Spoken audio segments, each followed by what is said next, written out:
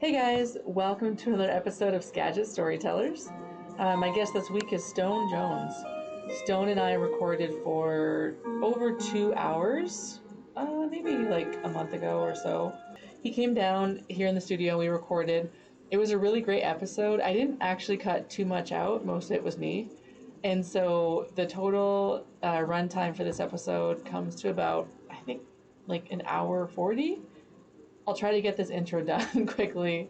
We've been going kind of long on our intros, especially when I have Spencer here because it's so much fun. I don't know if you can hear that in the background. It's kind of loud, maybe. Sorry. I don't know if you can hear that, but Spencer is playing some ambient music in the background. He's playing some background music on a keyboard that was given to Olive from Steve Chambers. Thank you, Steve. Olive has been enjoying that. It's a lot of fun. But when Olive's at her dad's, Spencer is playing around with it. I'm always doodling. Alright, we said we were going to keep this short. 2 shows I want you to be aware of that... It sounds like a video game. 2 shows... Wait, I want to promote these shows. 2 shows I think you should be aware of that have to do with this podcast. So Stone Jones and Willie Rivas are playing at the Honeymoon on February 15th at 8 o'clock. Alternatively, if you want to stay in Skagit County, go to the Old Edison that night. We were talking about maybe going to see Fanny Elger and Nurhachi at the Old Edison on the 15th. Just be a sound effects guy. But we are going to see Fanny Elger on Sunday the 23rd. They are opening for Tommy Stinson at Buxton's. They better be this time. Yes. If you were there last time, they almost didn't get to open for Tommy, but they will. They will this time. So Stone Jones and Willie Rivas at the Honeymoon on Saturday, February 15th at 8 p.m. And the other one I wanted to mention too was, so in this episode, Stone talks about, I love this episode, Stone talks about so many amazing musicians in the area. And he just speaks about them like just so kindly. Like he just has a really huge heart for this music community that we get to be a part of. But he talked about this storytelling hour. And I asked him, oh, so how long did that go on for? And he said, oh no, we still do it. So I think it used to be a lot more regular occurring, but I think now it just kind of happens whenever they can get together. So Saturday, March 8th, Spencer, I'm not sure if we're doing anything. Oh, it's from 4 to 6. Ooh, that's exciting. Nice. Saturday, March 8th from 4 to 6, the Happy Hour Storytellers at Cats in Mount Vernon.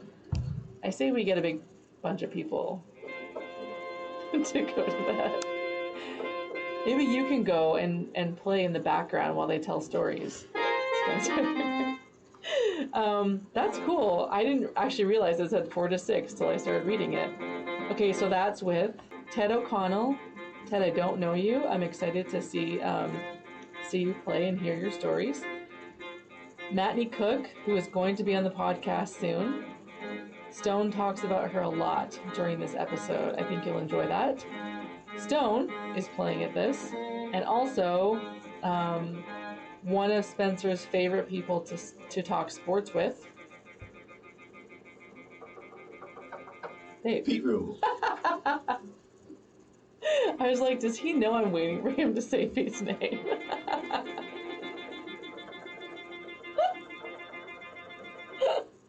Pete Rule. I gotta learn the Oh, take me out to the ball game?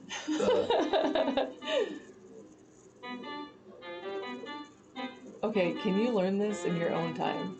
Yes. Not intro. Sorry. As I say, we're going to be super dialed in today and not be 20 minutes. Cut that. We're almost 5 minutes in. All right. Those are the 2 shows I think you should go to. Pretty Much Nothing has a bunch of great shows in March. Spencer hosted his first Super Bowl party in his own home. It went pretty good. Made pulled pork. Got up about 5 o'clock. 5 a.m. And I don't have a smoker, so I just create one on the old Weber charcoal grill. Works out good though. Yeah, did that. A couple sides, some mac and cheese, wings. all the food, and then sat down with everybody, watched the game. Yeah, and then the game ended up. It was a little bit different than I expected. I figured, thought the Eagles had a much better team, but I just assumed the way things go for the Chiefs that it would have been them making the big mistakes and doing just enough to end up coming out with the victory. But they got down 10-0. It didn't look that bad, and then Mahomes throws the pick six to Cooper DeJean, and we were all very excited. And you were wondering why we were so fired up, but he is from Iowa, and it's funny enough because my brother was wearing his Iowa shirt. And remind me again why you guys are Iowa fans. My dad was born in Des Moines, Iowa, and a lot of my family on his side lived and or still does live in Iowa. We had a family reunion there a couple years ago. Went to the Hawkeyes game against that year they won the national title, actually, yeah. And last year, I think it was last year, you guys were very into watching women's basketball. Yeah. 2 years ago? No, it was last March was her last year, yeah. Because of Caitlin Clark, yeah. Everybody knows Caitlin. That's why Iowa's kind of popular a little bit now. And so I have, since she's, done her thing, I get quite a few people actually that'll tell me, hey, nice hat or something when I'm wearing my Iowa stuff around. So, so that was really cool. But that made it 17-0. So still not quite out of reach. We saw them get down 27-3 to the Texans a few years ago in the playoffs, and they came back and won that. So I thought, maybe they can come back, and then the very next drive they get 2 plays, and then he throws a pick, and they get it at the 14-yard line. They go in and score. Mind you, this is all with like 4 or 5 minutes left in the first half. So instead of maybe going to the locker room 10-3, 10-7, heck, maybe even ahead, they're down 24-0 all of a sudden. And that was pretty brutal half. And they came out second half, didn't do anything. Eagles went down and scored, and just from the line of scrimmage on, they were getting beat up pretty good. They had 47% pressure rate with 0 blitzes. I think that's 6 sacks, 3 turnovers, 2 picks, and a fumble. Yeah, pretty bad night for the Chiefs. Hey, do you want to play me a version of my intro song so that I don't have to edit out the Liz Rankin? Can you just sing me something right now? No, like my whole intro. What? I was thinking of the original song. You want the new song? No, fuck that. No, like start from the beginning. I don't know how it all goes. I don't remember either. Howdy, ladies and gentlemen. Welcome to the Skagit Valley, one of the northernmost parts of the United States of America. Travel with me upriver. Come with me upriver and listen to some ladies and fellers about their tales of wit and wisdom as we take you on a journey to the next dimension. Ladies and gentlemen, I give you Liz Duffy. That's perfect. Enjoy your week. Be of use. And go do something hard.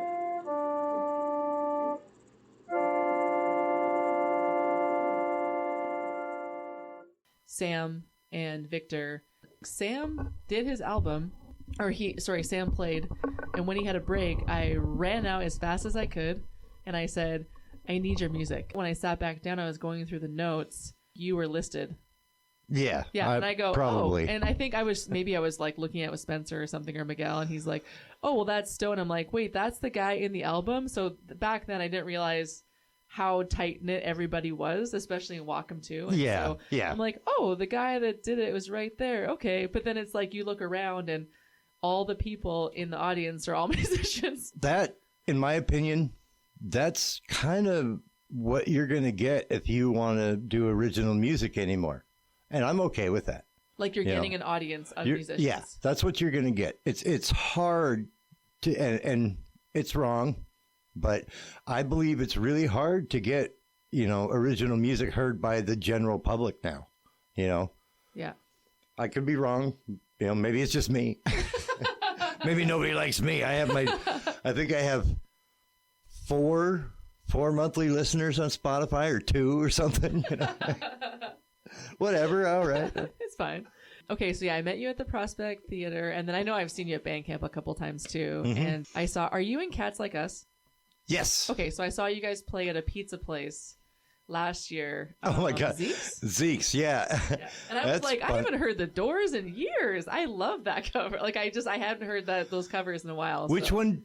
Or we did 2 Doors songs, I think. Yeah. Songs. Yeah. We did Roadhouse Blues and Riders on the Storm. Yeah. No one covers the Doors. So I love that. Yeah.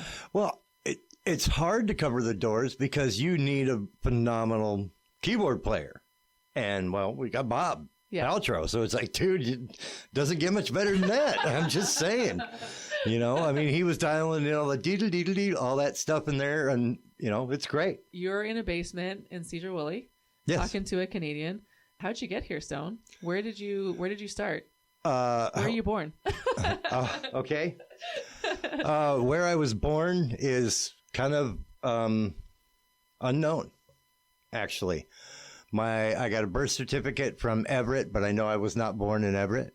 That's I was adopted by a Mormon family out of California, somewhere around 74, 75 in that area. I was born in 1969. Oh, so you kind of started your life in California? No. Oh, you said they were from California. No, New York. Oh, okay. Sorry, I thought you said they were from California. The family that adopted me was from California. Oh, yes. Got it. But so I ended up. I don't know exactly how. I ended up at a group home in Everett, of all places, as an older child. And then I was adopted by this Mormon family who had moved up to Whatcom County from California. Yeah, like Long Beach or somewhere around there. Yeah. Yeah. And that's how you got here. That's how I got here, yeah. All right. And you went to school, I want to say, is it Nooksack?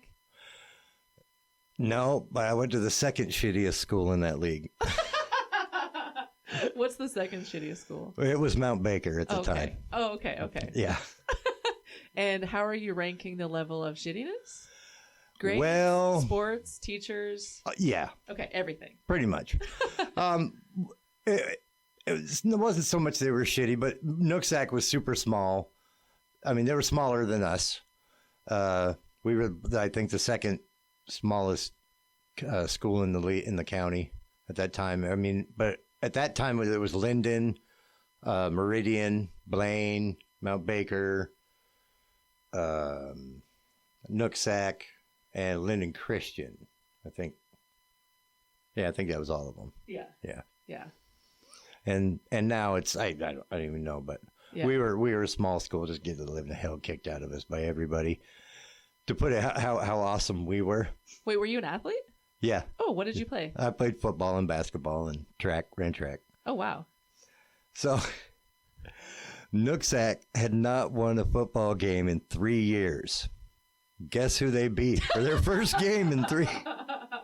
Their first win in 3 years. They beat us. Were you the starting quarterback? No, God, no. No, I played defensive back. I was, I wasn't into it. You didn't have like any, sports stories where like you hit the walk-off home run to win no, you were just there. Why did you choose sports then if it didn't seem like it was was it just something to do? Mm-hmm. Okay. Yeah. Just to pass the time. Yeah. I lost interest as soon as we were able to really start a rock band. Yeah. Yeah. A lot of people that I talked to, it sounded like their musical careers sort of started, like they really started practicing their instruments when there were situations they were put in where they were bored. Like the power went out for 4 days. They couldn't play video games. You got grounded, so you're stuck inside. Might as well pick up the guitar. So was there any of that for you? Like, how did you start playing music? Well, like I said, I was adopted by a Mormon family. and Mormons are big on music. So as a little kid, 6 degrees. Sorry, I've been having the 6 degrees thing in my head. Anyway, we'll talk about that later. Okay. But the Mormons, most of them generally are pretty good people, as a rule. Some of them can be pretty damn evil, but they're musically inclined. They like to do musicals. They have plays, they do, everybody, it's a musical. They do a lot. Everyone has something to do. Sing, play an instrument. Yeah. Well, I discovered, my parents' record collection didn't have, they had a few leftovers from their younger days. Like, they had a couple of Beatles albums. And then my older sister, she was in like Dan Fogelberg and my older brother was listening to, he was like listening to Jim Croce and stuff like that, which is good. He had some cool stuff, but Fleetwood Mac and, nothing against Fleetwood Mac now, but, back then I wanted to listen to some Van Halen. Yeah. The day I heard Van Halen pretty much changed my life. Radio? Did you get an album? No, let's see. Okay. Comes back to the whole Mormon thing. Van Halen was not church standard with David Lee Roth. Once, I don't know why, but once Sammy Hagar joined the band, it was different. They're playing them at church dances, and I'm like, dude, these guys are just as dirty with Sammy as they were with Dave. This is awesome. For some reason, I don't know why. It was like a switch. Dude, nothing with David Lee Roth. Heck no. No way. So you thought, I want to play that music. Well, yeah, pretty much. I didn't really know how to go about it. I was just wasn't raised in the real world. Okay. Just imagine, even though, it's this big, huge thing, you're kind of in a cult. You only hang around with like church people. You have to go to school, but they're telling you, different things going, this, that, the other, whatever. But you really get force fed what you can do and say and see and hear. For instance, I grew up without a television. I learned how to read, for entertainment very young, very young. What kind of books would you read? Oh boy, I read the Lord of the Rings trilogy when I was probably 9 or 10. C.S. Lewis, Lloyd Alexander. I loved Lloyd Alexander. Man, I don't know if you've ever read any of his stuff. I don't think so. What are some popular titles? Okay, you remember that the silly little Disney cartoon they did, The Black Cauldron? Yeah. That was his. That was one of his. That was one book in a long series, in a 6 or 7 book series. Oh, okay. Yeah, and it's based on a Welsh legend. Yeah. And the names are really hard to pronounce and they're spelled weird, but it's just you make up your own names and it's cool. Yeah. But the story is it's phenomenal. Yeah. So you had this Mormon world, and then you had your little book world. Mm-hmm. At what point did you sort of shift to like music that you liked? Like you were saying. Well, the first Van Halen record I heard was Diver Down. The second to last album with David Lee Roth. Okay, and how old were you when you heard it? 11. Okay. 12, 11. 82. Yeah, somewhere around there. I'm just thinking, was it like, that movie Almost Famous? Mm-hmm. Where his sister's like, you got to hear this. It will change your life. Was it like a moment like that where you put the headphones on and you're like, oh my gosh? Almost. What it was is that album is widely considered Van Halen's worst album because it's 90% covers. Oh, okay. Eddie Van Halen hated it. They did Dancing in the Streets by, Diana Ross, I think it was, or the Supremes. I can't even remember who did it. Martha and the Vandellas. Anyway, but Dancing in the Streets was played over and over and over again by my mother's business partners, kids who went to Linden High School, also Mormon kids. So they were just cranking this song, that one song, over and over and over again. And I'm like, that's different. That's not what I'm used to hearing. So I fucking stole the tape. I swiped that shit. Okay? I took it home and I listened to it and I went, holy fuck, who are these guys? Oh, you listened to the rest of the songs. Oh, yeah. I listened to that whole album, you know. And the first song is a Kinks cover, Where Have All the Good Times Gone? And I was like, holy hell, this is it. This is music. This is what I've been looking for. And so I go start digging into all their other records, and being a Mormon kid ain't easy to find.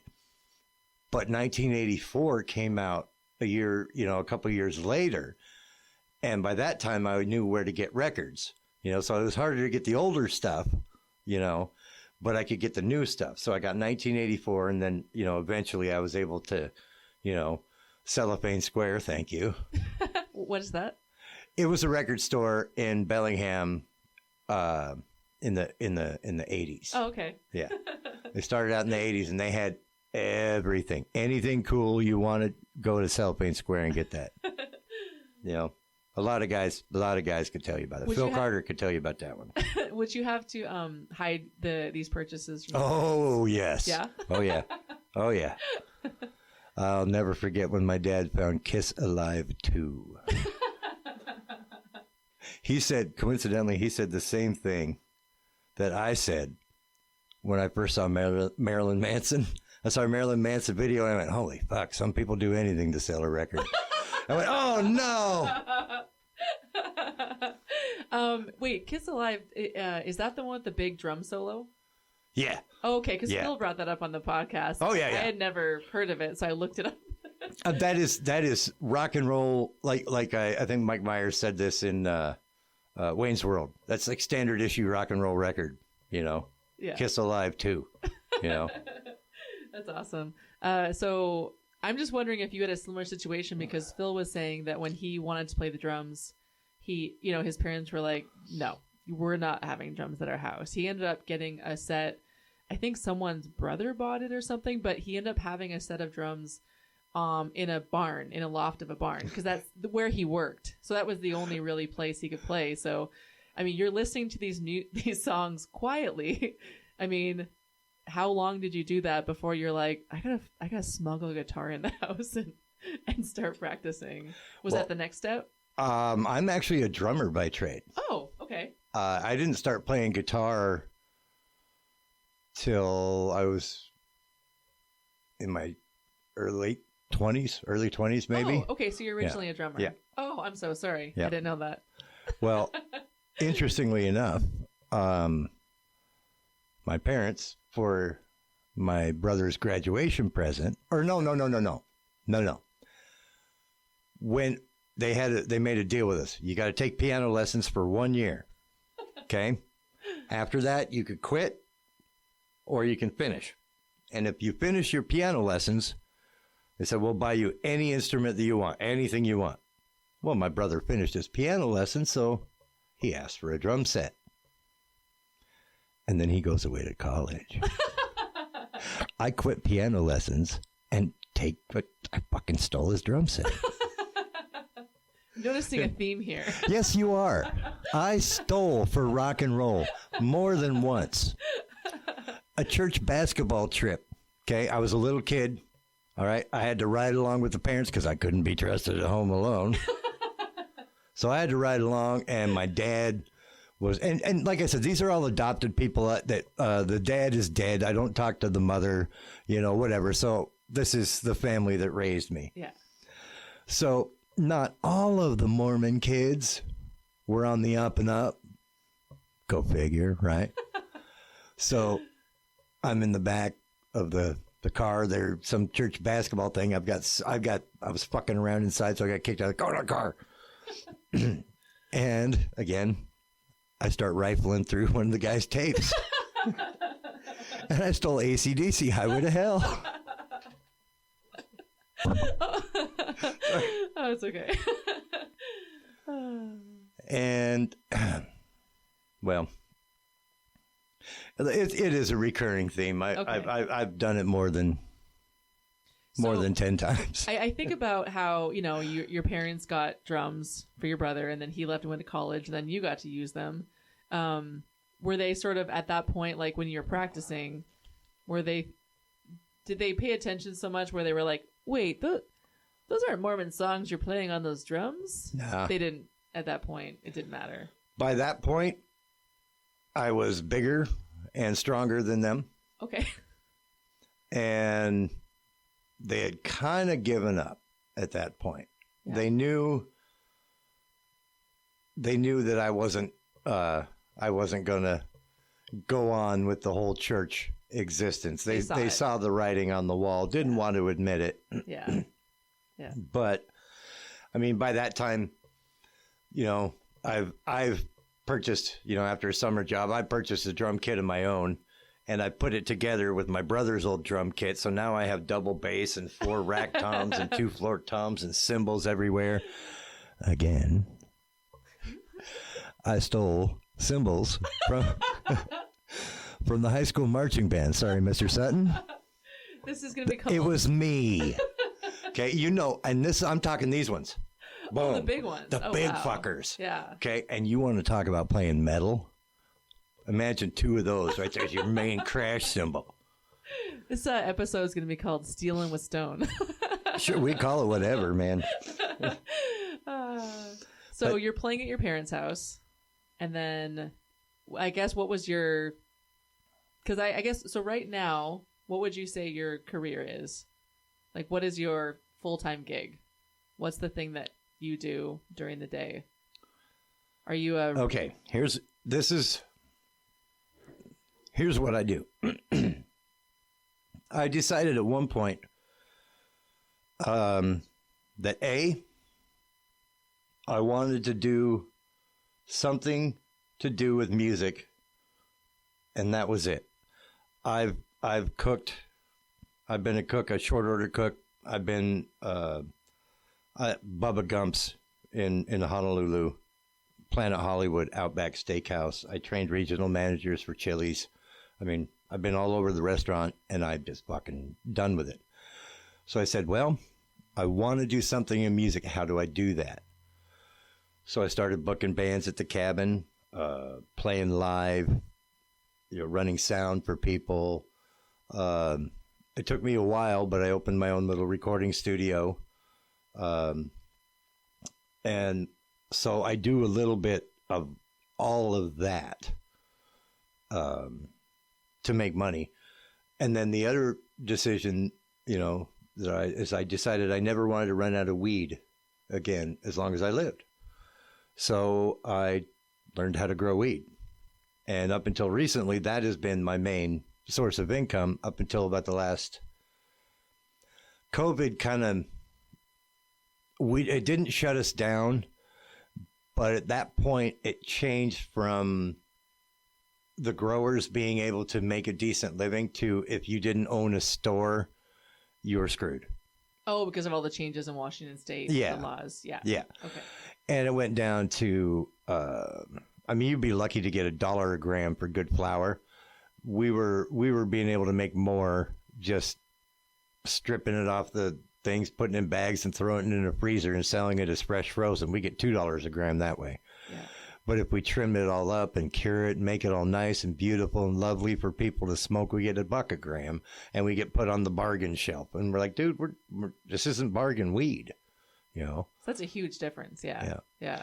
And then the company I was at before that was 100% illegal.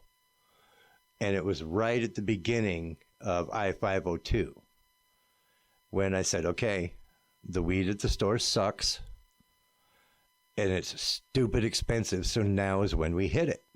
And we did. And we did well. We did well for about 2 years. And then everything just kind of went downhill, and it became way easier, to go to the store. And so all my, shall we say, traditional market customers just stopped calling one day, and then the people that were in charge of the growing, I was in charge of the curing and, and the sales, and statute of limitations long gone. But the people that were in charge of the growing had dropped the ball. And so they left.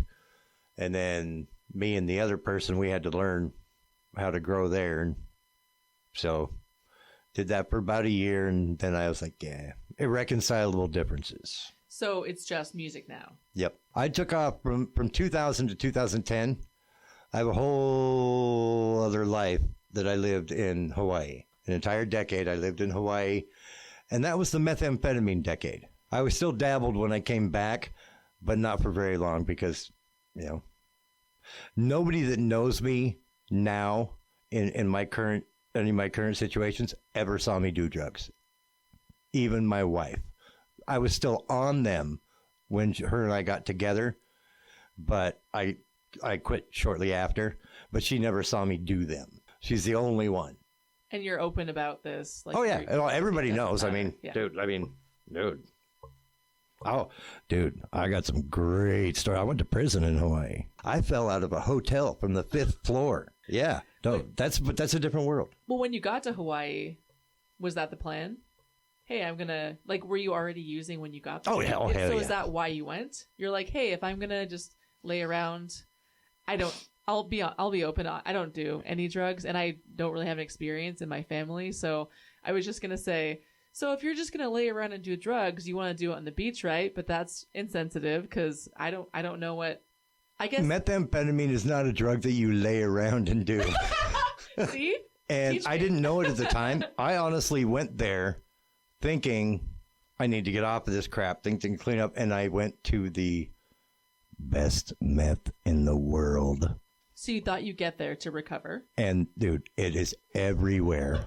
And it was better than anything I'd ever had in my life. I was like, oh my God, this is it. This is the one. I gave heroin a good try in the early 90s for a couple months. Hated that. That was boring. Never had a big fascination with cocaine. But boy, the day I tried methamphetamine, I said, oh yeah, this is the one.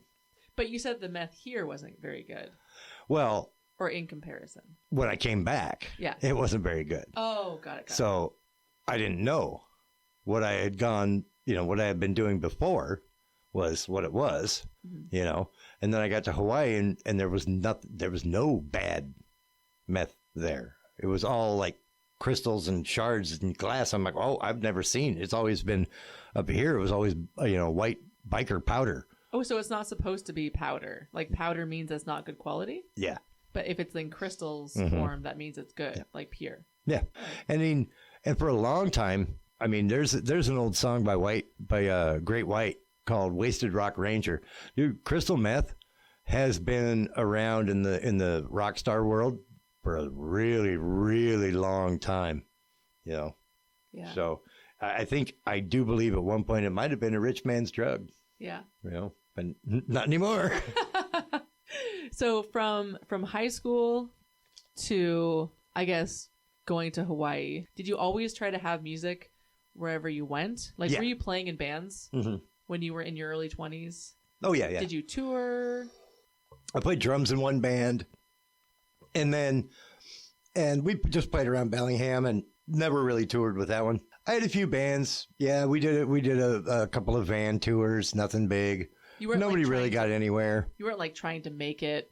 You were. Oh, we were trying to make it, but it was the early 90s and it was the grunge scene. And we didn't really play grunge. What'd you guys play? Well, one band was like psychedelic, rock. Kind of Sky Saxon and the Seeds. Maybe kind of early Pink Floyd, but not as good. We did not fit what was going on at the time. And then I was in another band that really did fit what was going on at the time, but we couldn't. Everybody's like, no, we got to do it this way. No, we got to do it this way. No, that's stupid. No. And it was all big, bunch of bullshit. Everybody doing, drugs and drinking too much and, Yeah. So it was a big, I learned a lot, but I felt like I wasted a lot of time, because because I saw rock and roll. This is the way, and this is one way, and I wasn't doing it right, and I didn't know, that I wasn't doing it right. It doesn't matter. Yeah. But when I got to Hawaii, I saw a completely different world. Nobody gives a fuck about your original music. Nobody really cared up here at the time either. But because there was such an explosion, Soundgarden, Pearl Jam, Nirvana especially, all those guys, Mudhoney was a really big influence on us up here. Soundgarden was, but with all those guys, boom, hitting it. I mean, just fucking huge. Alice in Chains is touring with Van Halen, and so original music did become sought after for a very, very short window. It was sought after by bands that were on a label, not, the indie bands. There was a couple of waves, and then that was pretty much it, and some phenomenal music came out. But like I said, original music was sought after for a while. And now, again, this brings us back to what we were saying. Now, I think it's not, I don't think the concert going public is really interested in original music anymore, unless they already know it. Yeah. Here's a good example. Corey Vincent. Why the hell isn't Corey Vincent playing fucking stadiums? Oh, every time I see him, Dude, I think they're phenomenal. It's like, why are they not doing that? They should be. Yeah. Yeah. No, I completely agree. I mean, that was, off the top of my head, Because it's almost like covers get really, covers are really popular when you go to shows because people have heard those songs so many times. Exactly. And when I go to shows, I hear all the local music so many times. So I'm going to go see Full Color Dream is that what they're called? Full Color Dream from Whatcom? I don't know. There's so many new bands that I don't know. And I feel like such an asshole. No, it's okay. The Full Color Dream and Checker Bloom are both playing at the Muse on Friday, so we're gonna go. And I really liked Full Color Dream when I saw them at the Karate Church when Tim did his Pink Floyd. Yeah, that show. Was fun. Yes, and that was fun. I heard them. They were very good. Yes, I put them on and I listened to them on repeat, and so now it's like Shark Eyes, one of their songs, is like it's almost like a cover in my head because I've heard it so many times. So. It's not even that like, oh, those covers people love. It's just because they've heard it so many times. Mm-hmm. Exactly. So it's really about repetition. So that's why we all love local music so much because we go to see it so much and that they become like just repetitious in our head. And that's why we love them so much. I'm not saying that like they're not good or not bad, but it's almost like whatever gets repeated just becomes absolutely like one of those like worms in your, absolutely. Yeah. Anyway. And see, I firmly believe that music is the strongest of all art forms for a couple of different reasons. That one, like you said, you put it on repeat and all of a sudden, you might not have liked it at the beginning, but boy, it catches you. There's songs you love to hate too, and you're like, exactly. I hate that I love this song. See, music can make you feel how you don't want to feel. There is no other art form that can do that. Okay? And music... and this is the big reason, like that the tribute bands are doing so well with younger members, because maybe the older guys can't do it anymore, but it takes you back to a time that you remember fondly. And that, I think, is bigger than anything else. This is why I think the tribute band craze or, wave, whatever you want to call it, I'm not for it. I'm not against it either way. Believe me, if I thought of one that I could do well enough, I'd fucking do it. Sure. Yeah.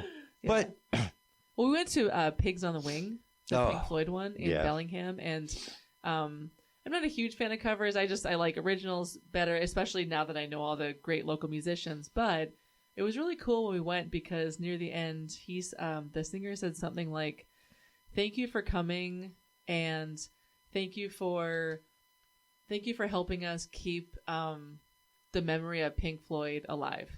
And I just thought that was really cool. Like, they're not just like stealing their music and playing it. They're not saying it's theirs, but they're like, we're just doing this as like to keep their memory alive and just keep this music going. And Yeah. I like that too. So, yeah. No, so I was going to say, like, you were talking about why isn't Corey Vincent, playing in a stadium?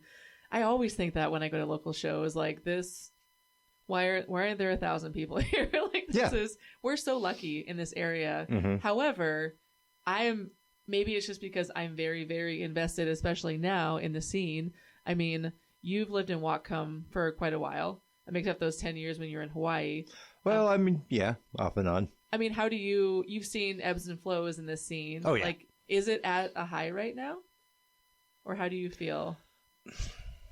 It's hard to say because I don't go out a whole lot anymore. I go to specific shows of people that I want to see. I used to be out at Clay's album release party. Yeah, exactly. That's where we saw you. Yeah, exactly. Yeah. It's like, dude, I had the great fortune that, they tapped me and said, hey, man, we need to do some drums for a couple of songs. Can we use your studio? I said, sure. So I got to listen to them do that. And I went, oh, dude, I'm not going to miss that show. Oh, there's no way I'm going to miss that. Yeah. Dude, I got to say, you know what? I admire Clay a lot for his work ethic, and being able to get that out after 20 something years has got to be really fucking cathartic. So, and for Tim, to be able to help him with that, is great. Yeah. My relationship with Tim is quite interesting. When did you first meet Tim? Tim and I go way, way back. He was one of the first people I met. I got back from Hawaii.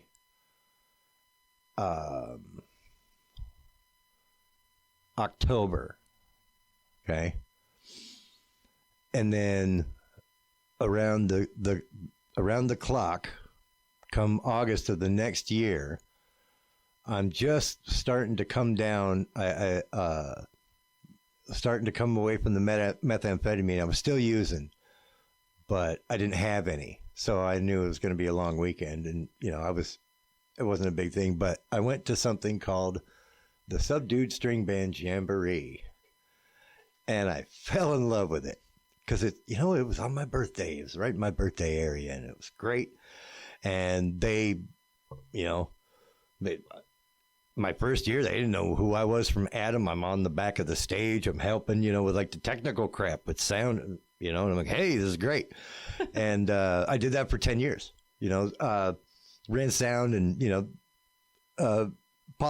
festival politics and anything. But the last few years, I just had my own little crew, and we went around and built stuff and put out fires and, just had generally a good time, played a couple of times, had some fun. But that is where I met Tim. So he was one of the first people musically that I met when I came back. And like I said, him and I have had a very interesting relationship. Have you guys been in a band together? Or? Not until currently. Okay. Okay, band plug time. Here we go. I got to get this out of the way. So here is all who I play with. I play drums with Cats Like Us, which is Bob Paltrow, Miguel Garibay, Selena Mack, and myself, Stone Jones, a.k.a. Pebbles O'Malley. All right. I also play drums with the J.P. Falcon Band, which is J.P. Falcon, me, David Tondi, and then we kind of have, some rotating members. Mainly it's JP and David, and I'm like an extra dude every now and then, so it's a lot of fun. Then I play guitar in Los Bonquistadors. Oh, let me back up. Cats Like Us is currently working on an album. We should have a single out by the end of January, hopefully. So Bob Paltrow can confirm that. I'm also in a band. I play lead guitar in a band called Los Bonquistadors. Oh, Tim's in that. Exactly. Bass. There's where Tim Meckling is. Yes. Tim is our bass player. Boris Budd is our front man, and that's you want a good podcast, you get him in here. Yeah? Oh yeah. Okay. He's great. If you want a really, really good one, get both of us in here. But anyway, Sam Chew just put out a little promo. We're doing an anthology album. Boris has been putting out records for a really long time. And we did 2 new songs. And then he decided to grab, we did, it's like a greatest hits of everything that we've done with a certain unit of people, which is Boris, myself, Heather Bates, Paige Woods, Vincent Black Shadow, Michael Honeycutt was part of it, Friend Holloway, Chip Westerfield, who else? Chris Brown. Am I forgetting anybody? Tim Meckling. Did I say Tim? But anyway, there's all this, Tim and Mike both being bass players, and, we had different drummers, and, but the main core, all of us. So these were all songs that were recorded over a course of different albums with all of us, this whole group of people. And so we just decided to put it out. And that should be coming out fairly soon on Washington's Records. Oh, nice. Yes. Awesome. Under what title? Los Bonquistadors Okay, Anthology, Volume 3. Okay. And then I have my own solo stuff. I'm part of another record label called OGS Records, which has Nobody's Peach.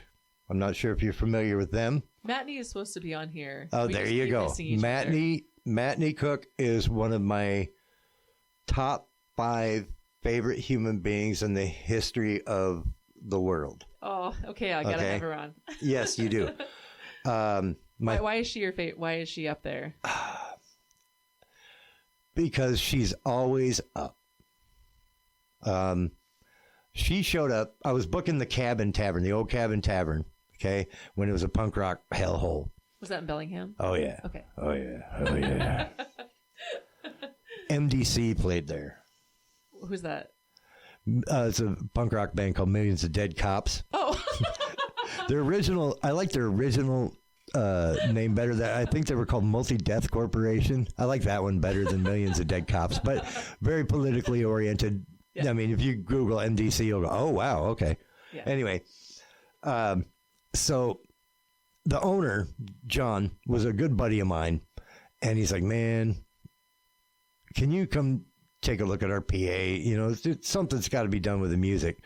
He's like, Audra, is running the bar and trying to run the music. So, I mean, she was running around. She was just, I mean, she's booking the place. She's being the bartender. She's being the sound person and bartending, and I came in there and I put together this sound system and, me and my buddy Roger, we put together a sound system in there and started doing shows. And before we got the good sound system in there, I just wired together this one that would work for the shows that Audra had booked. Yeah. And a band called Mud Flat Walkers showed up. And that was Matney's band. And they were a 3-piece band. She was on guitar and vocals, and Jeff, I always forget his damn last name. Jeff Were Freedom. Jeff Lacey, thank you. Was on the drums, and then Kevin was on I can always forget Kevin's last name too. But they were really good. Great band. And they had a song called, Matney had the song called Axe Murder at the Rodeo. And it's all this uppy, just beautiful, happy tune and talking about an axe murder at the rodeo, And they did the thing where Jeff came out from behind the drums with a cardboard bloody axe and chopped everybody down. And it turns out at the end of the song, it was a dream and she was the axe murderer at the rodeo. And it was just, and she did sing the whole song with this huge smile on her face. And instantly right there, I was like, I know, I really want to do stuff with this person. I want to play music. I want to, make records, just, this is it. Right. And then, it turns out, I find out a few months later, we just hit it off instantly. We became fast friends right away. And a few months later, she tells me, she's like, I almost didn't show up for that show because the last time we were there, it was just a shit show. There was no PA and this is crap. And I was like, man, we almost didn't make it. But, something just said, we're going to go. We're going to go do this. And then we met you that night and holy crap, So. That's great. Yeah.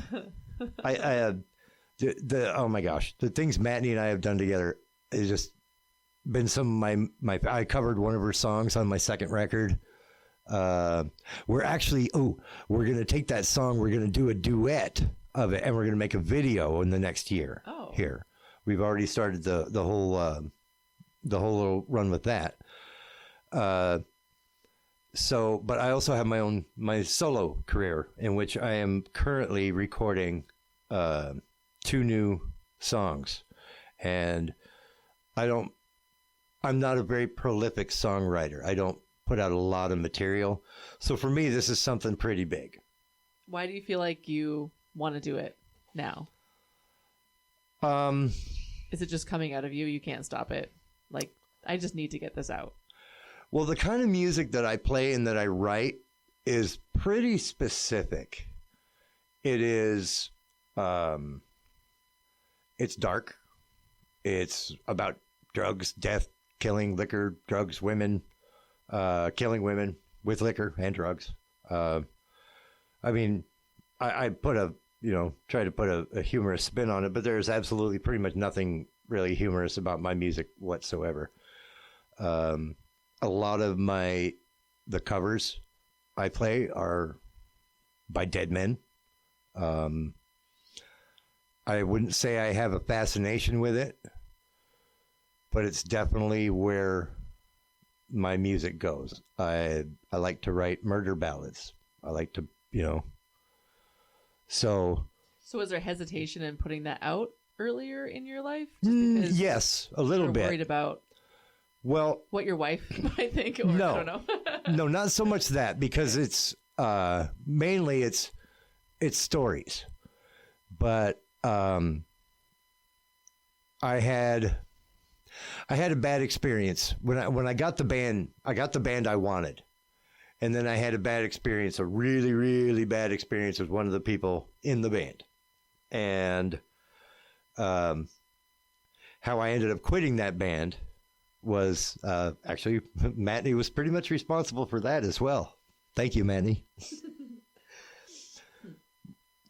We did a show under the name The Rusty Conchos, and it was half of my band and half of her band, and we put them together, and I said, this is the band I want, okay?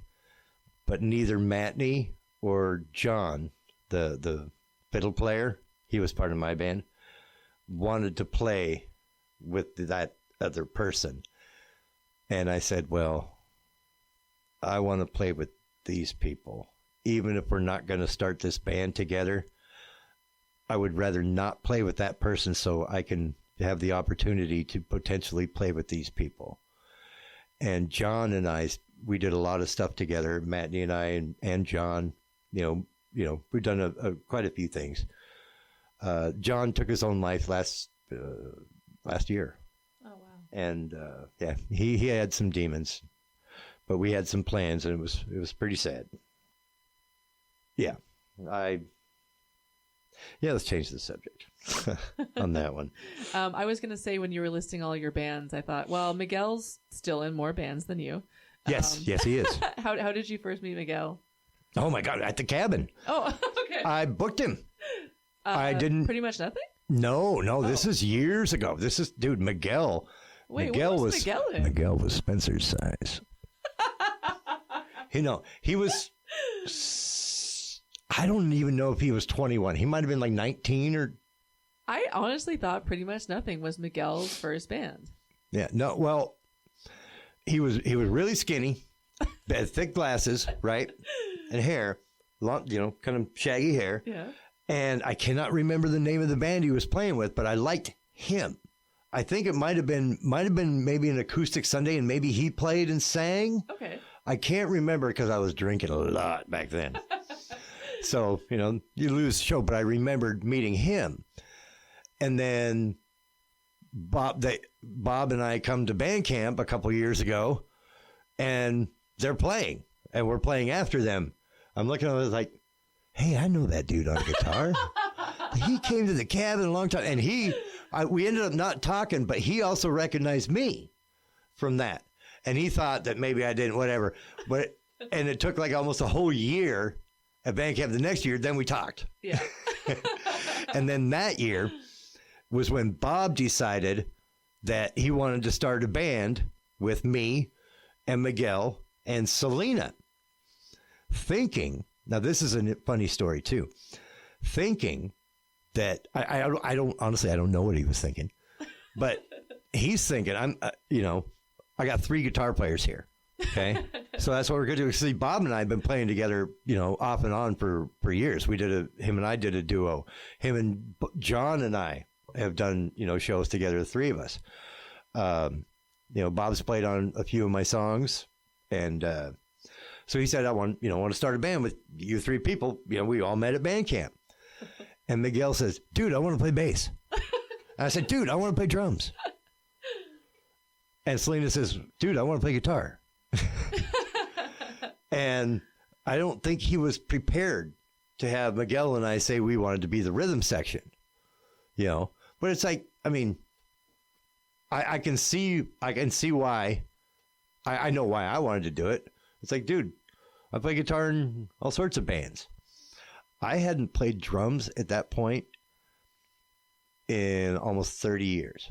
30 years. I didn't play drums. I played 1 show on drums in Hawaii, and I did 1 sound check for my drummer, and he never let me touch his drum set again until he was in another band, and I had to fill in with a different band.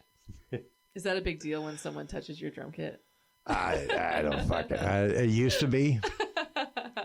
All I know is in Hawaii, I learned about powered speakers, backlining, and nobody gives a shit about your original music. Your job is to sell booze. That's what I learned in Hawaii. That's your job as a musician? Yeah, sell booze. Yep. Oh. If you sell booze, you'll work, and you'll get paid very well. I was in a band. I was in a band called Share the Road, and we played this one. We had Lightning in a Bottle 1 gig, like 2 times a month. Every other Thursday, we played at this place called Tropics in Kailua, and right over the hill was a Navy base. Americans, okay, white people. All right. No, I'm not saying. I'm just saying. This is the military side of the island, Kaneohe, right? But we're off to the side, okay? The lady that booked us, she says, I don't know what it is about you guys, but every time you guys play, all the ladies from the Navy base show up. And we started looking, and sure enough, the place packed out with Navy women the whole time. And it wasn't very big, but it was just jammed. And then the dudes would be coming in and buying. And man, we got raises all the time. We were getting paid. We were making, sometimes we made $1,000 in the tip jar. Wow. Is it because you were playing like American rock music? Yeah. Okay. Yeah. We played straight up just classic rock. So you said you learned about backlining. What do you mean? Like, what did you learn about When there's 4 bands playing a show, everybody uses the same drum set. I came back to Bellingham, saw a show at the Spark Museum. I walked in and saw 4 drum sets sitting in the corner. I'm like, that is the dumbest shit I ever seen in my life. So you're in favor of backlining? Oh, yeah, absolutely. Yeah, I didn't know that. Absolutely didn't know there was another way, because now that I've been to several shows, especially festivals, it takes a long time to switch everything out. Mm-hmm. And those a long time. There's a few drums. Dude, okay, at the Holler. Did you go to the Holler? No, I didn't. No. Spencer, I used Spencer's drums, okay, and he forgot his cymbals. So he used my cymbals. See, I used to be that guy. Back in the 90s, I was that guy with the drums. I want to use my drums. I was totally that guy, and I feel like a dick. But I'm making up for it now. There you go. Okay, see, JP, playing with JP, that is so fun because I never know what he's going to play next. He has his standard repertoire, and, I've got a lot of them. I got probably good 3 sets down, but the man knows more songs than there are. I mean, he knows reggae. I mean, a big band. Dude, anything. Do people just shout out requests at a show because they know that he does do everything? They sometimes, yes. Okay. But mainly he knows. He reads. He reads his audience very, very well, and he knows what's coming up, and he can feel. And he'll pop back and he'll say this song, and I'm being like, what? But he keeps calling me, so I must be doing something right. You play with all these bands, and when did you start doing the whole recording thing? Did you just want to record your music? When I got back, I bought an interface and some recording software, and I didn't really know how to use it. And I partnered up with this guy, and we kind of used it for a little while, and I watched him and learned how to use it. And that guy, won't talk about that guy, but my buddy Roger Hull, he was part of that we had a little trio of us, and through String Band Jamboree. Roger used to be the archivist. He used to record, most of the, he'd record the whole thing, and so we just started getting together, and the guy who shall remain nameless, he kind of got on the power trip, it's my studio, it's all my stuff, whatever. Okay, fine, whatever. But he took off one day, or he took off to Hawaii on a trip and said, here, you guys can have the keys to the studio, do what you want to do. So we grabbed my friend Douglas Stranger, and me and Roger went in and recorded him and recorded an album. Doug is also no longer with us, took his own life. So we started recording him, and then I split from that business partner, and I just moved all my stuff into my living room and started mixing Doug's record, doing some other stuff. We put it out. I was doing I did it to record my own stuff. I recorded an album with the former partner. It's called Walking Down F Street. It's all over the streaming services. So that was my first foray into independent recording, is that record, Walking Down F Street. I love it. It sounds like crap, but it's awesome. Yeah. It doesn't sound like crap. It sounds pretty good. It sounds way better. In my head, it sounds like crap. And then I listen to it and go, oh, it actually sounds pretty good. I was pretty happy. You just got to listen to it on repeat, and then you'll love it. Exactly. Hey, please do that. I could use listens. But it's on Bandcamp and all that. But okay. OGS Records, So what sorry. You're talking about you recorded Doug. Oh, yeah. So we recorded Doug, and then we put the album out, and a few months later, it seems like everything's going great. Maybe it's only a few weeks, but then Doug took his own life. And that was the first time somebody that close to me had done that. I mean, I had given him and his brother a ride home earlier that day, and we were tight. We used to we invented the Drunken Storytellers together. I don't know if you've ever seen us, but Matney Cook is there you go. See, Matney keeps coming back in. But Matney and Doug were great friends. What is the Drunken Storytellers? Me and Doug, when we were working on his album, we would, we're done mixing for the day. We would, we're drinking, smoking weed, and I'd tell a story and sing a song, and he'd grab the guitar and tell a story and sing a song. And my wife would sit there and listen to us, just laugh and listen, and have a great time. And it was kind of in unison, all three of us. My wife Ruth, Doug Stranger, and me. We all said, you know what? We need to do this in a bar in front of people. That'd be a great idea. And at the time, I had the bar to do it. We had the Cabin Tavern. We had, oh my God, it was so awesome. So we're like, okay, we need a couple more people. Can't be just us, because we got to do this all night. It's got to be fucked up. Okay. So who can we get? And we both are, dude, Mikey Eldred, our buddy Mikey Eldred. You never met him? He's fucking legendary. Okay. Does he not live around here anymore? He lives in Arizona now. Okay. Yeah. No, he's doing great. Yeah. Mikey's a fucking legend. I could fill a whole podcast just stories of that guy. Okay, so Mikey, bam, we're in there. Oh, and see, Mikey actually was one of the guys I was recording too. Oh, along with Doug. But we were, we had done Doug's at somewhere else. I was doing Mikey's, in my living room. Yeah. So we're like, Mikey, and then we're like, okay, that'd be great. And then we're like, dude, we need a girl. We need a girl. And we're thinking about it, and Doug and Misty Flowers had come and sang on one of Doug's songs.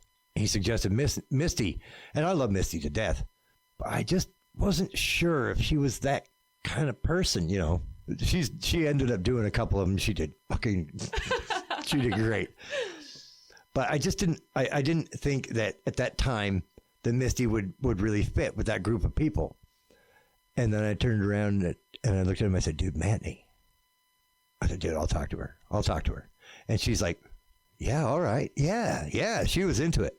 So the first one was at the Cabin Tavern, and I could send you some pictures, but I mean, it was great.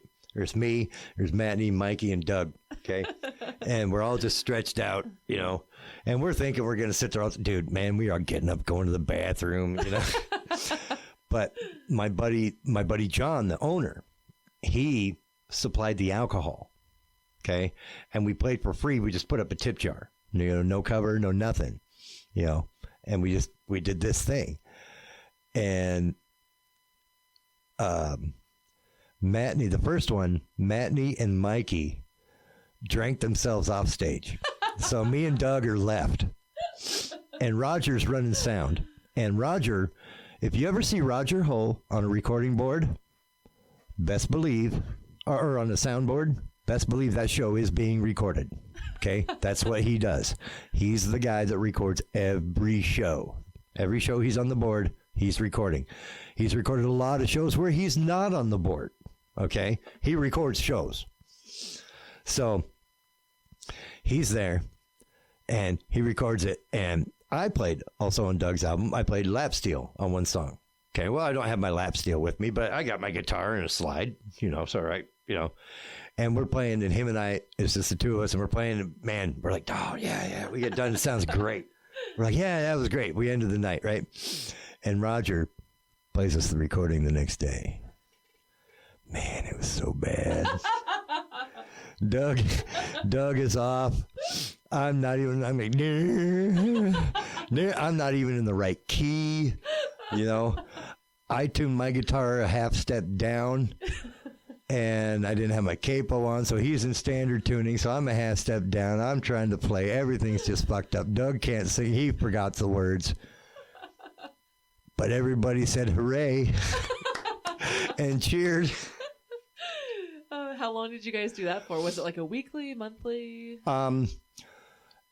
It's been going on now. Wow. 10 years? Oh, you still do it? Yeah. Oh, what nights? Whenever we can. Oh, so it's just like not. It's not. Yeah. It's now Matney and I run it. Yeah. Because Doug is passed. The second fourth was Tad Craning. Great drinker. Oh, I want to have Tad on. Oh, no. I saw him at Tim's playing, and then I saw him at the Muse introducing Vandal Hands of Man.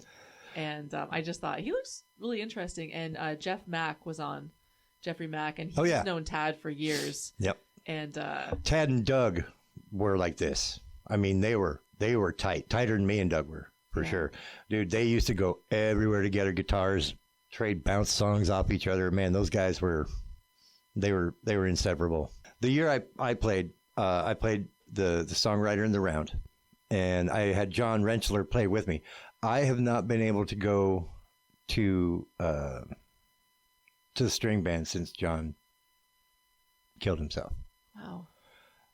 I did I did one. He had fallen off the wagon and wasn't at one, and I did it, and I did one without him, and I didn't like it. I did not enjoy myself. The year before, I did. We had a great time, but, and then, a couple of COVID years, it was a little weird, but,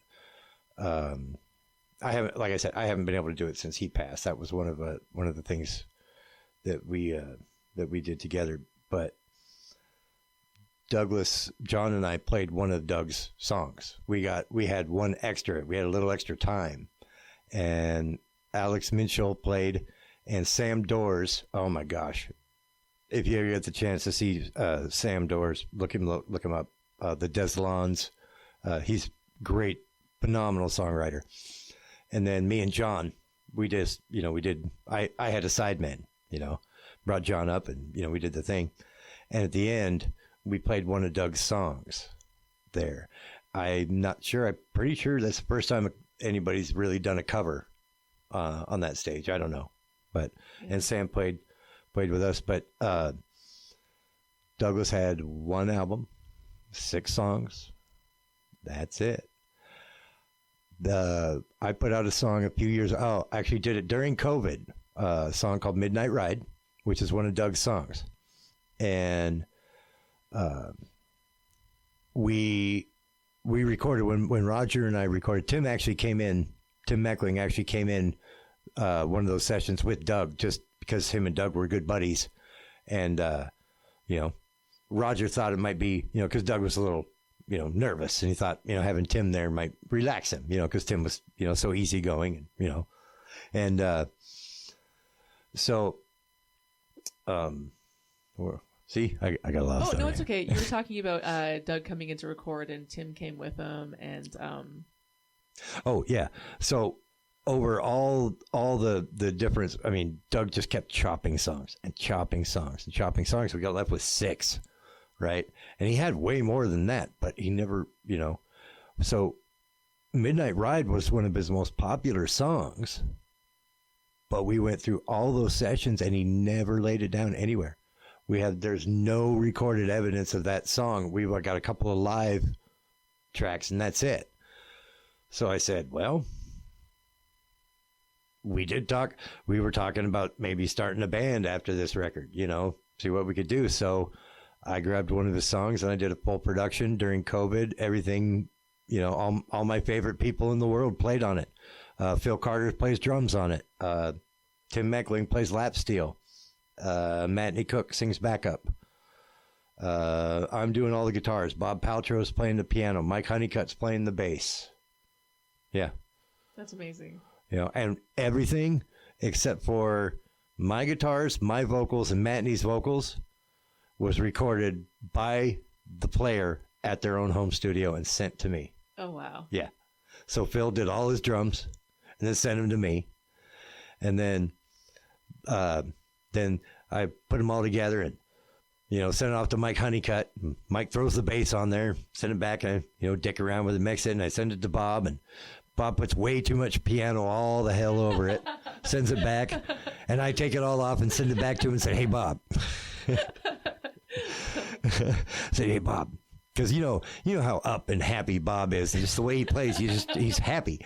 Well, I didn't need this to be happy. I needed this to be dark and sad, and I said a lot of one key stuff, and so then Bob sends me another one back, and it was good. It was really good. He totally got the the darkness and the feel and the everything, and then Tim at this time was living in Portland, Oregon, I think. Yeah, I think he's in Portland. And so he was the last one. I said, give me a lap steel. And he's like, well, I don't really play lap steel. I said, yeah, you do. And he said, okay. And so he put the lap steel on it. And during the solo section, it's so cool. Matney is harmonizing with the lap steel. Oh, wow. Yeah, I was It was like a stroke of genius between the two of those. I don't know who. I can't remember. I think Matney had her vocals on first. No. Tim had the lap steel on first, and Matney harmonized to his lap steel part. Wow. Yeah.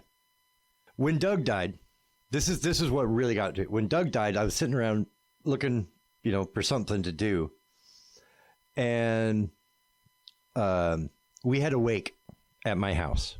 I just, Misty called me and said, "Hey, Doug passed," and I was like, "Oh man." So I call a bunch of people, Mikey and friend, and, a bunch of people, Pete Irving from Hot Damn Scandal, everybody comes over, and we're drinking, we're crying, and Pete grabs my guitar, and like all night, he's just dinking around with this tune, right? Just dinking around with this thing, right? Ding, ding, ding, ding, ding, ding.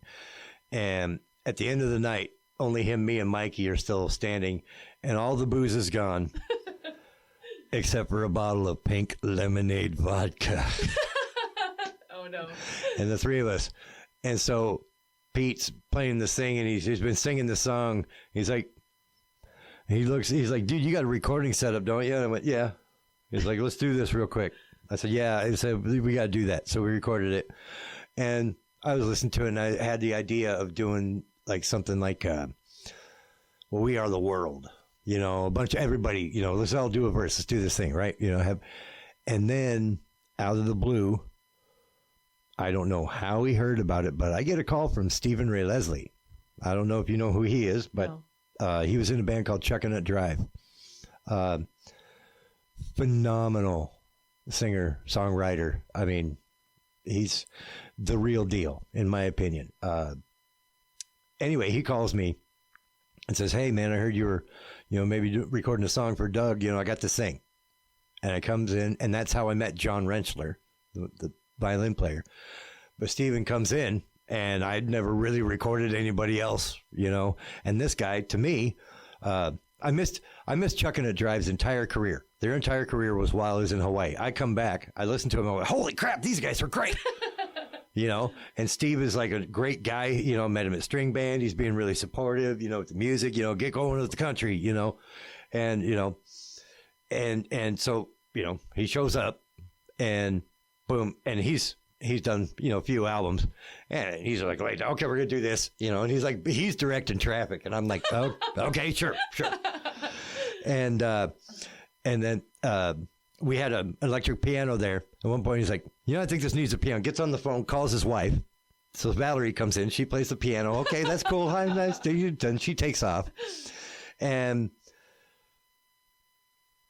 so that recording Steve, he comes in another session, plays, the bass drum on a suitcase I had there with the baseball, with a sock wrapped around the handle end of a baseball bat. Boom. Boom. And the song was called Crow's Feet. So anyway, with what Stinky Pete did, and then Stephen Ray, I got this idea. Said, "Hey, let's do an album. Let's do a whole album. What the fuck? I got to learn how to do this anyway." So for the next 2 years, or was it 1 year? No, 2 years. I worked on the record every day for a year, guaranteed. We ended up with a double album, and it's not on streaming services. It's on my Bandcamp page for free. It's a free download, and it turned into Sam Chu has a song on there. Oh. Tim has a song on there. Tad has a song on there. Matney has a song on there. Paige Woods has a song on there. The Smoke Wagon duo, Dean Moose and Peter Bridgman. I got a song on there. Their kids go to my school. Yes, exactly. Okay. Yes. Yeah. Dean is one of the best. That was the best thing to come out of all the string band jamboree was meeting Dean. It was, yeah. He's an awesome dude. He takes us. He takes us to a baseball game every year because, I mean, it's ridiculously expensive to go to a baseball game, but we're Yankees fans. Oh, okay.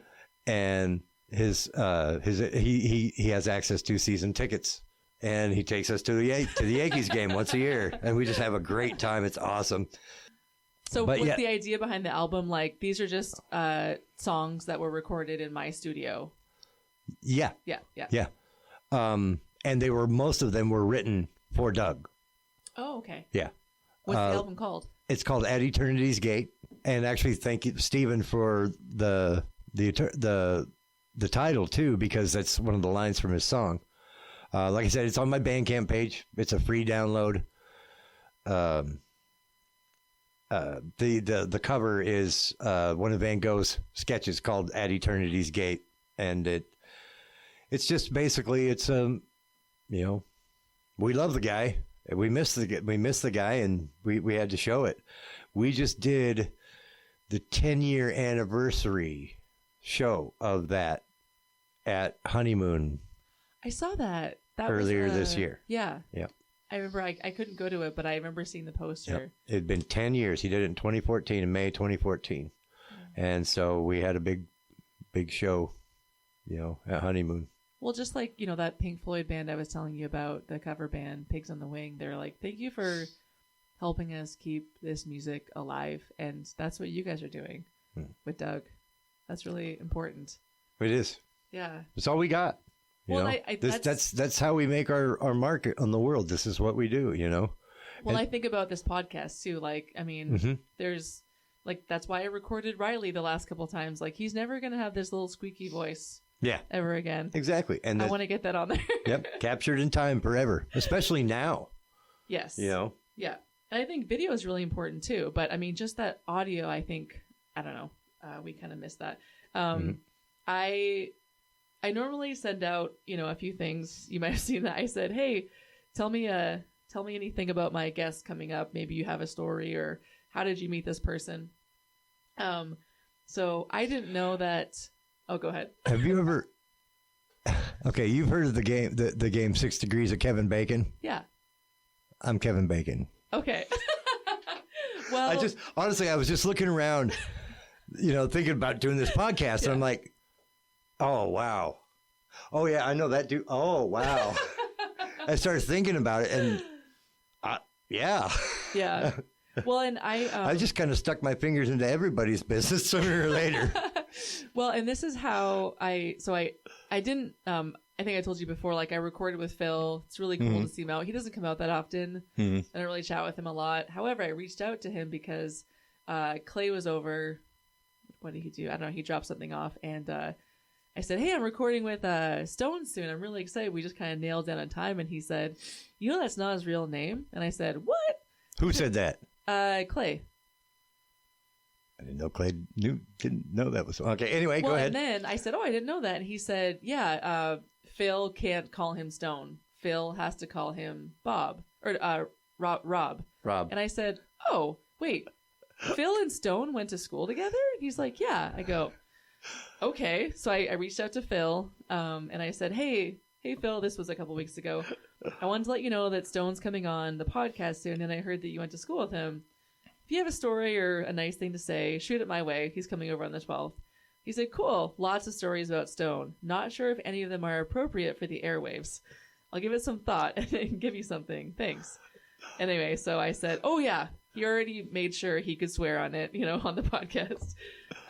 He got back to me the other day and he said, hey, Liz, I've been trying to think of an appropriate story to tell about Stone, but it turns out I don't have one. And this reminds me about the text I was reading to Corey.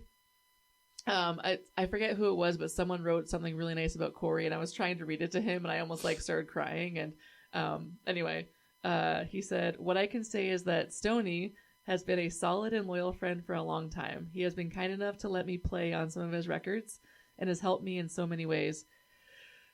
Stone is a massive asset to our music community, and we're all lucky to have him around. Phil said that? Yeah. Oh, thanks, buddy. He said, I got nothing but love for Mr. Jones. Okay, somebody commented. Okay, this is an old. I've been, like I said, we didn't go to the same school. We went to different high schools together. He went to Nooksack. I went to Mount Baker. Okay. Same time. Okay. I'm a year or two older than him, but that's neither here nor there. You know the old American Express, there is no substitute. Yeah. 6 words. Phil Carter, there is no substitute. Oh yeah, you said that on Phil's post. Exactly. I wasn't sure. Now you know where that comes from. We were recording, Sam Chu and I were recording Vincent Black Shadow's. It turned out, I guess it was his second solo record. We thought it was his first, but he had done one when he was like 10 years old. Okay. And we're like, oh, we need a drummer. And I'm like, well, Phil, I mean, that's who you call, that's the guy. So, but I actually have a great story about Phil. I don't know if I should tell it, but. Well, you can tell it and then I'll clear it with him. Okay, I'll tell the story, but you can, because we're not live, right? We're going to edit this. No, okay. Edit, yeah. The Alger Music Festival. Okay, I forget. The Alger Music Festival? Yes. What is that? Exactly. One time only? No. It used to be a thing. Oh, okay. Yeah, it used to be a thing. Okay, so you know where the Alger Tavern is, the bar and grill. Okay, so you're down, what is that, 99? Yeah. 99. So right across that intersection, the tavern's here. Right behind the little community center, they used to pull up a flatbed trailer and they'd put bands on it all like a weekend. Okay. Alger Music Festival. But it was a no alcohol event. Well, it happened to be my 21st birthday. So we had stopped at the Up and Up. Okay. Now this is when Ian Relay owned the Up and Up. May he rest in peace. I was underage playing in a band, and I used to go in there and drink. And first time the band played there, they ID'd everybody, and he was a Klingon of a man. And so he kicked me out and said, I don't want to see you in here till your birthday. But if I don't see you on your birthday, we're going to have a problem. So I'm freaking out. Dude, we're playing an Alger. Oh, my gosh. No, we're not, And they're like, dude, just... So we go buy some beer. Ian gives us some, buy some beer, and we go down to the Alger Music Festival. Well, Phil is playing in a band called Uncle Salty. And there are some other guys in that band that are still around in the music scene doing really well, having a great time. But we're both the drummers and we're both the youngest guys in the band. Okay. So now it's a drug reference.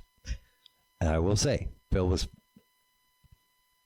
19, 20, because he's younger than me. It was my 21st birthday. Anyway, Phil's on LSD. Okay? But my band, we are hammered. We've been drinking beer. We're just fucking shithoused, right? So Phil's got really, really long hair. I mean, long. Phil? Down, oh yeah. Dude, he used to have the best hair, dude. It's for real. He had great hair. He should have never cut it. Anyway, but he's got really long hair. But he's walking around. He's got shorts and like Converse on, but he's wearing a trench coat. Okay? So it looks like he's going to flash you. Okay? And he walks up, he goes, whoo, opens it, and he's got his watch safety pin to the inside. He's like, want to buy a watch?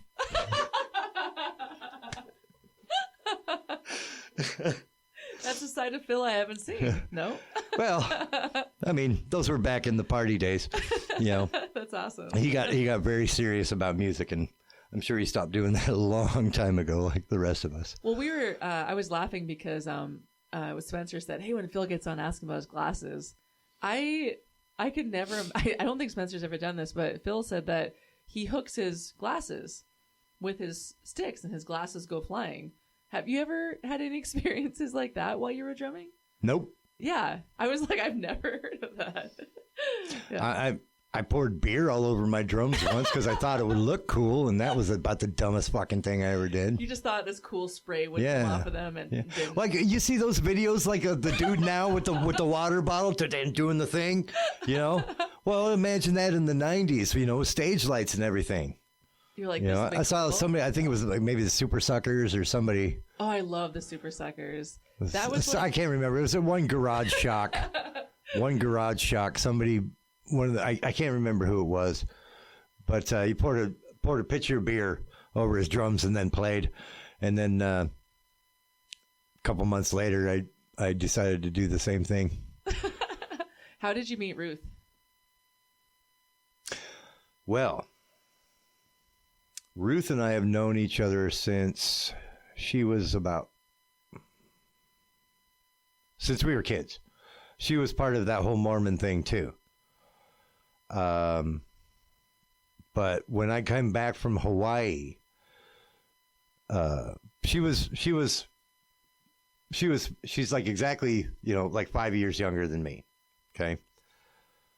I was 19. She was 14. I was going my way. She wasn't old enough to go. She did her thing, did her life. And, when I came back from Hawaii, me and her brother were in the same high school class. So we were friends. So I'm talking to him online and we're on Facebook. And you remember back in the, before Messenger was invented, before the Messenger app was invented, you were talking on Facebook, you would still had a Messenger thing, but it was more like a post. Yeah. So I'm talking to him and, a picture of her comes up on his page, right? That his dad had posted. Ruth was in Hawaii. And I just typed, I thought I was messaging. I was like, is that Ruth? And she was watching in Hawaii, her dad post that. And then saw, who's this guy? Stone Jones. And then they figured, holy fuck. They figured out it was me. She asked her brother, who is that? And they figured out it was me. And then she was having a tough time with her current relationship. And I was on drugs, homeless for lack of a better term. And didn't really have any plans or anything going on, I was still kind of playing a little bit of music with this one dude that I don't play with no more. And so we just made plans to meet up and never stopped meeting up. How long ago was that? 12 years. 12 years. Yep. Yeah. Last year, 2023, actually, February 2023, she was run over by a truck. So she was leaving work and she got hit? No, she was on her way to work. It was the last day. There was snow. It was February 28th. And our anniversary is February 29th. So we were going to take a trip to Vegas that year. And we decided, after COVID, we're coming out of it. We're like, we're going to go to Vegas. And we decided, well, maybe we move back to Hawaii instead. So we canceled our trip to Vegas. And so she had 2 weeks off. We were getting ready to start packing, getting everything ready, making our moves, saving up money, making the plans, doing the whole thing. And she goes to fill in for somebody for a sick call. She's got her pay, right? And then she works, so she's going to get paid and her vacation pay. So why not, right? Yeah. Just save money. Well, I dropped her off early because there was some snow. She went out to have a cigarette by the helicopter pad, walking across one of the access roads, coming back in. A truck took a left and ran over her, hit her and ran over her. Oh my gosh. Yeah. So she spent 8 days in the hospital and then roughly 5 months off work. And she basically made a full recovery. Her left arm will never be the same. She was pretty messed up through there. But then last year, we got to go to Las Vegas, for our actual February 29th. And we went to, we had our really good friends came with us. Dave and Bobby Grove, and Roger, my buddy Roger Hull, came with us. And then some work friends of hers actually happened to be there and met up with us and came to the wedding too. But we renewed our vows at the the Graceland Wedding Chapel, where John Bon Jovi and everybody was married. So Elvis renewed our vows. They squeezed us in, and that was super cool. That's great. Yeah, and we had a good time. But nice. So this coming February will be 2 years that she got run over. Wow. Yeah. And you mentioned before that she also has MS? Yes. Yeah. Has she been dealing with that her whole life? When did she get diagnosed? I think she's 2006. I think she said it was before I came back from Hawaii. So okay. Yeah. So since we got back together, it's been something she's been dealing with the whole time. Yeah. That was one of the sweetest texts I got, was when you mentioned, you might come to trivia, but you weren't really sure because, Ruth's body sort of dictates your life. And I said, I totally get it. My sister has MS. And you just said, give her a hug from us. Yeah. And yeah, it's not easy because they don't know, they know next to nothing about it. No. Yeah. And the way it's been described best is just imagine two hot wires, and scrape the coating off them and put them together. And that's what her nerves are doing. That's what people with MS, that's what their nerves are doing. I mean, that's got to be horrible. Yeah. I mean, and there's, how can you describe that? You can't. Yeah. It just shows up at random times. Yeah. And like you said, like the body's in charge. And yeah. So that's tough. Like one show we were down, we were super psyched. We were going to go see the Super Suckers down in Portland. And I had a care package for Eddie and the guys, So I had a care package and everything. And we're on our way to the show. She's super psyched. We're on our way to the show. 10 minutes away, all of a sudden, boom, that was it. Yeah. And I was like, okay, well, we can't go to this. What are you going to do? Sit in the car? Come on, Yeah. I'm not going to try and drag you in that show. Fuck that. Yeah. So I walked to the front. I went into the show, and I talked to the guy at the door and said, hey, we're not going to be able to make the show, but I got these 2 tickets. I just need to go over there and talk to Eddie real quick, because I saw him right inside. I just said, I need to talk to him real quick and hand this off to him, The guy's like, yeah, okay, that's cool. I said, and, can I give our tickets, because they were purchased, ahead of time, weren't physical tickets. Can I give our tickets to somebody else? He's like, oh, absolutely. Sure. And there were some people outside waiting. He gave the tickets away. I was able to give the care package to the guys, and then we took off, When I was younger, I listened to a lot of just popular music. Like my first concert was the Bare Naked Ladies for the Gordon album. Love them. And then my first big arena show was Jagged Little Pill, Alanis Morissette. Oh, yeah. Yep. And my first real loud rock show, though, was seeing the Super Suckers at somewhere in Victoria. Eddie is the only guy. Eddie and Marty are the only guys that I really, Eddie's been... they are the Super Suckers, and then just a few members. Well, the drummer, I forget his name. Yeah. I'm so bad with names now. But I was asking him because we played a show with him last year, I think. Was Tim also? Yeah. Was that what was your band? Los Bonquistadors, yeah. Is that who opened for Super Suckers? Yeah. Band? Yeah. We opened for the Hangman and Super Suckers. Because one of the first Shakedown times I met Tim, I forget how it came up, but he said he opened for the Super Suckers, and I was like, what? I don't know anyone who knows that band. And it just, like, his respect for Tim just went up to here. Yeah. That's awesome. But I was talking to the drummer. I said, where are you? I said, do you guys even have a home base anymore? And he's like, he thought about it. He's like, not really, no. But I mean, if they had to be out of somewhere, originally I believe they were out of San Francisco. Okay. Because a lot of their... I'm pretty sure they were out of San Francisco originally. I don't know, but like the drummer said, we don't really have a home base, dude. All they do is tour. I didn't realize that. They tour 300 days a year. That's amazing. So that's, man.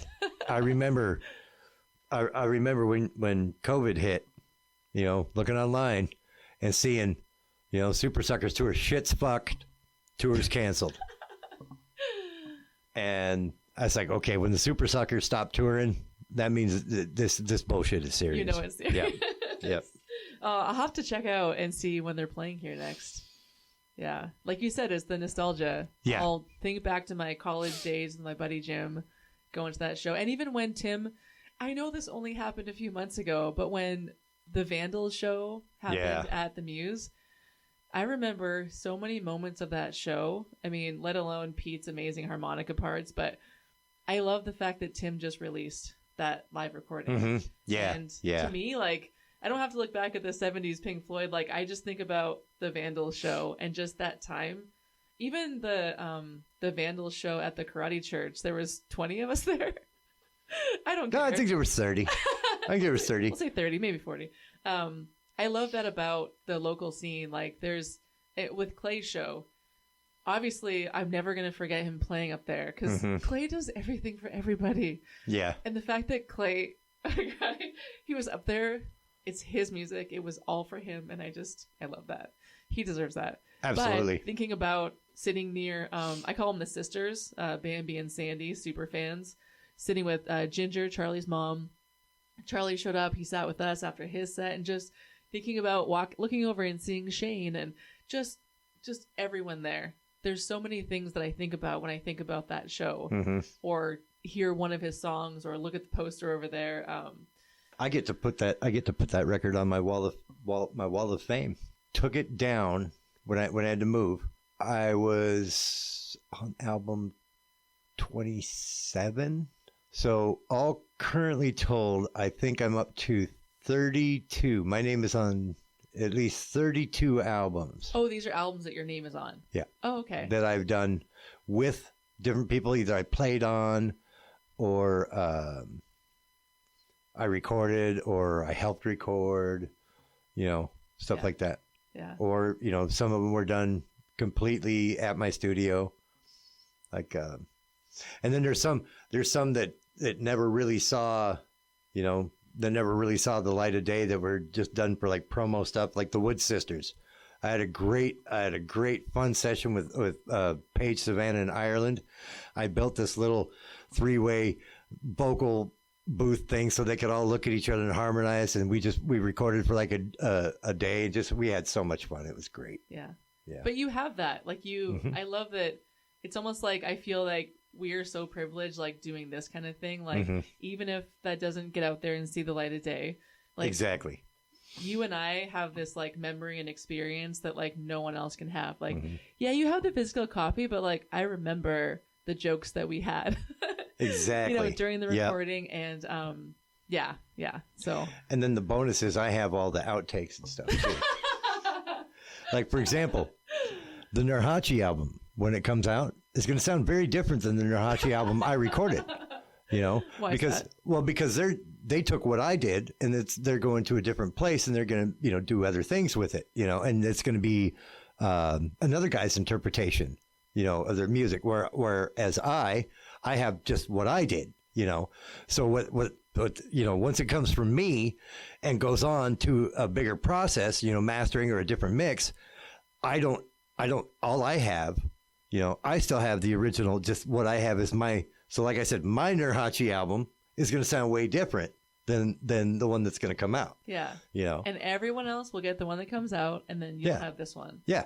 And that's not saying one is better than the other. No, not at all. I just, this is my moment in time. Like we get that. This is how I captured them in time. So like, a couple of albums I did with Boris, it's like there are parts that I play live that I recorded that didn't make the record, but I'll play them live, because, it doesn't really fit on the record, but it sounds cool when we do it live.